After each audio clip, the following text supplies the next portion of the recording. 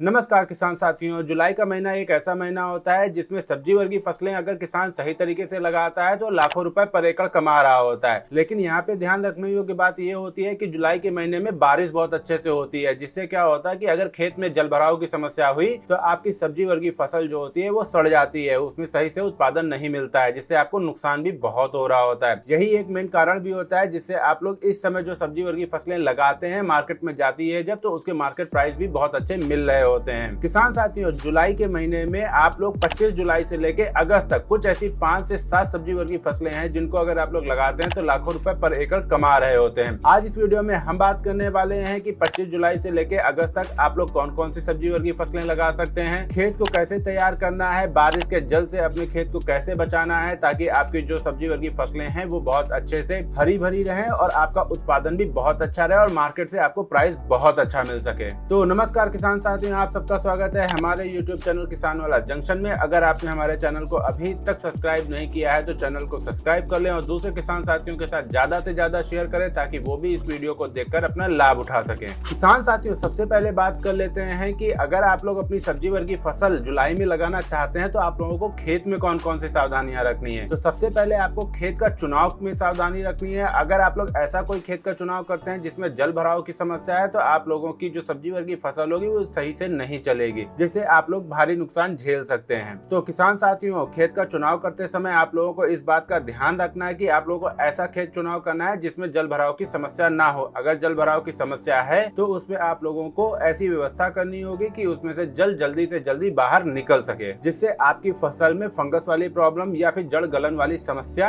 या फिर कीटों की समस्या नहीं होगी। इसके बाद हम लोग बात कर लेते हैं कि आप लोग अगर सब्जी वर्गीय फसल लगाने जा रहे हैं, कोई भी सब्जी वर्गीय फसल लगाने जा रहे हैं जुलाई के महीने में, तो आप लोग कौन सी विधि का, कौन सी मेथड का उपयोग करेंगे। तो आप लोग इस समय या तो बेड विधि का उपयोग करिए या फिर मेड विधि का उपयोग करिए। इससे प्रॉफिट ये होगा कि जो बरसात का जल होगा अगर आपके खेत में भर भी जाता है तो वो आपके जड़ों तक जल्दी नहीं पहुंच पाता है, साथ में उसको खेत से निकालना भी आसान होता है। तो किसान साथियों, आप लोगों को इस बात का भी ध्यान रखना है। चलिए किसान साथियों, अब बात करते हैं ऐसी कौन सी 5-7 सब्जी वर्गीय फसलें हैं जो आप लोग इस समय लगा सकते हैं। किसान साथियों, इस समय आप लोग जो फसल लगा सकते हैं वो लगा सकते हैं ब्रोकली की फसल। ब्रोकली एक ऐसी फसल है जिसके मार्केट प्राइस हमेशा बहुत अच्छे मिल रहे होते हैं, लेकिन बरसात के मौसम में इसको सही से इसका उत्पादन करा पाना एक टफ टास्क होता है, जिसके लिए आप लोगों को अपने खेत को बहुत अच्छे से तैयार करना होता है। किसान साथियों, अगर आप लोग ब्रोकली को अच्छे से तैयार करके मार्केट पहुंचा देते हैं तो आप लोगों को निश्चित तौर पे लाखों रुपए पर एकड़ मिल रहा होता है। लेकिन एक बात का ये भी ध्यान रखिएगा कि ब्रोकली अगर आप लोग लगाने जा रहे हैं तो आप लोगों के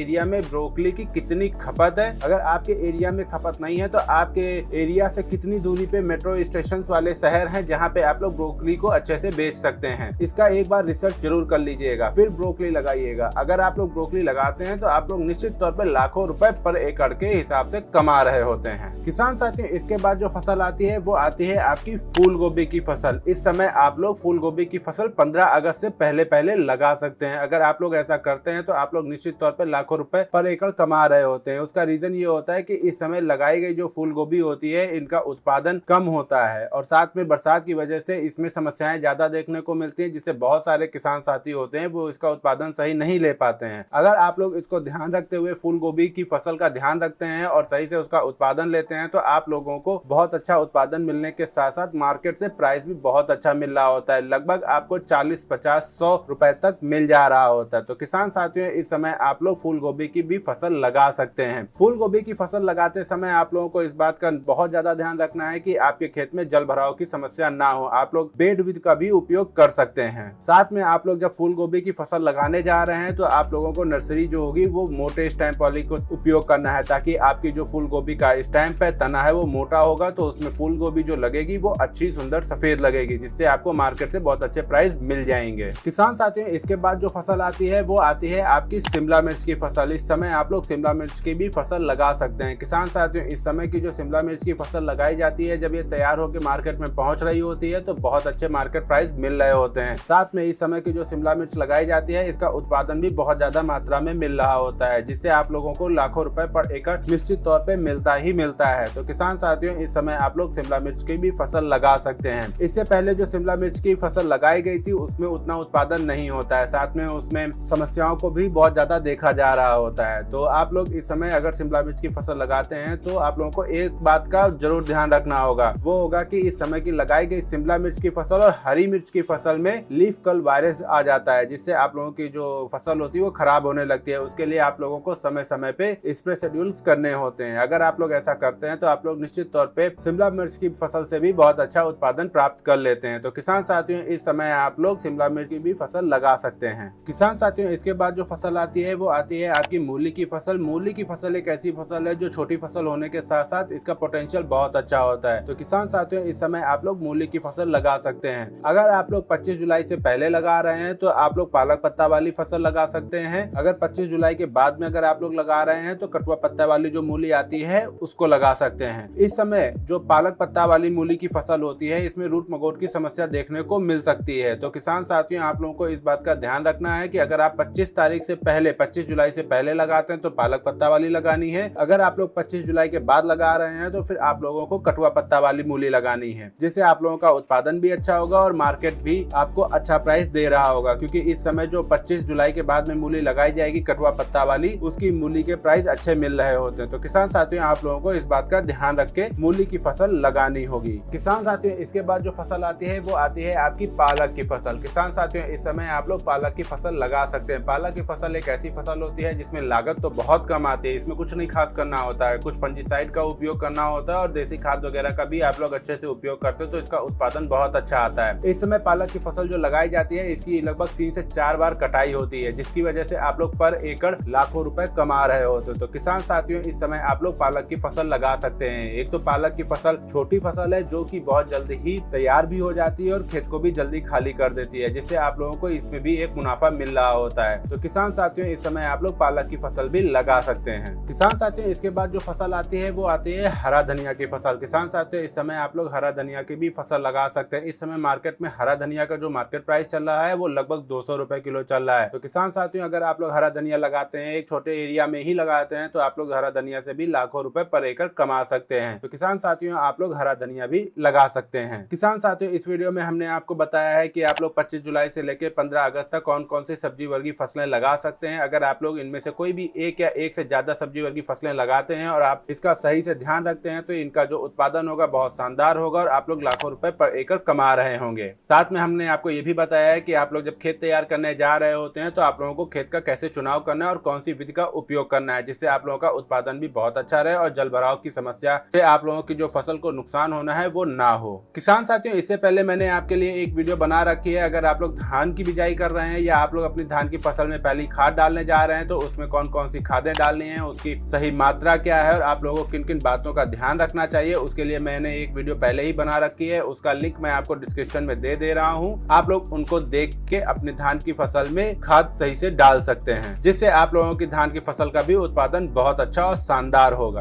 अगर आप लोगों की वीडियो अच्छी लगी है तो वीडियो को लाइक करें, कमेंट करें और दूसरे किसान साथियों के साथ ज्यादा से ज्यादा शेयर करें ताकि वो भी इस वीडियो को देखकर लाभ उठा सकें। और हमें ये कमेंट करके बताना ना भूलें कि आप लोग कौन सी सब्जी वर्गीय फसल लगाने के बारे में सोच रहे हैं या फिर लगा चुके हैं। धन्यवाद।